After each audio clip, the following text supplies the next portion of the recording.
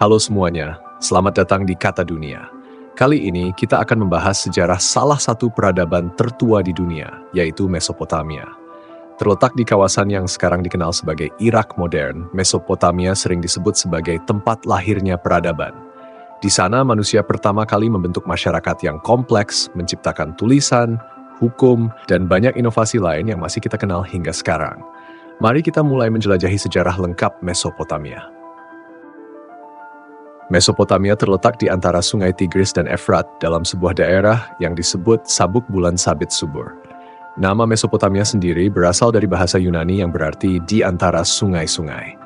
Kondisi tanah yang subur dan keberadaan dua sungai utama membuat wilayah ini ideal untuk perkembangan pertanian.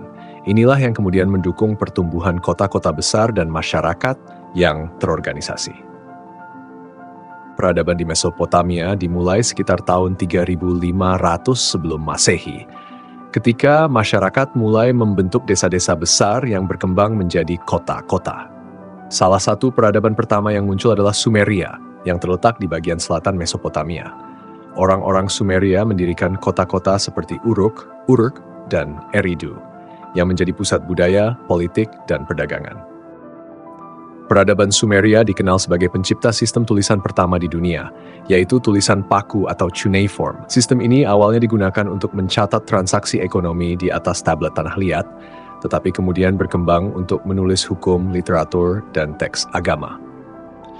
Sumeria juga terkenal dengan kemajuan di bidang arsitektur, seperti pembangunan zigurat, kuil berbentuk piramida yang digunakan untuk memuja dewa-dewa mereka. Pada akhir milenium ketiga sebelum Masehi, muncul Kekaisaran Akkadia yang dipimpin oleh Sargon dari Akkad. Kekaisaran ini adalah yang pertama menyatukan berbagai kota-kota di Mesopotamia di bawah satu pemerintahan. Meskipun kejayaan Akkad hanya bertahan sekitar 1 abad, mereka meninggalkan warisan budaya yang besar, termasuk penyebaran bahasa Akkadia dan pengaruh dalam seni serta pemerintahan. Setelah runtuhnya Kekaisaran Akkadia, Babilonia muncul sebagai kekuatan baru di Mesopotamia. Raja Hammurabi yang berkuasa sekitar abad 18 sebelum Masehi, dikenal karena menyusun Kode Hammurabi, salah satu kumpulan hukum tertulis tertua di dunia. Kode ini berisi aturan-aturan yang mencakup berbagai aspek kehidupan, dari perdagangan hingga hukuman bagi pelanggaran. Di bagian utara Mesopotamia muncul Kekaisaran Asyur yang mencapai puncak kekuasaannya selama periode Neo-Asyur.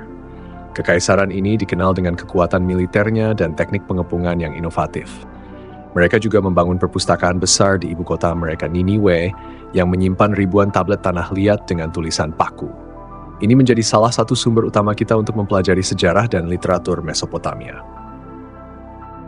Setelah jatuhnya Kekaisaran Asyur, Babilonia kembali menguat di bawah Kekaisaran Neo-Babilonia.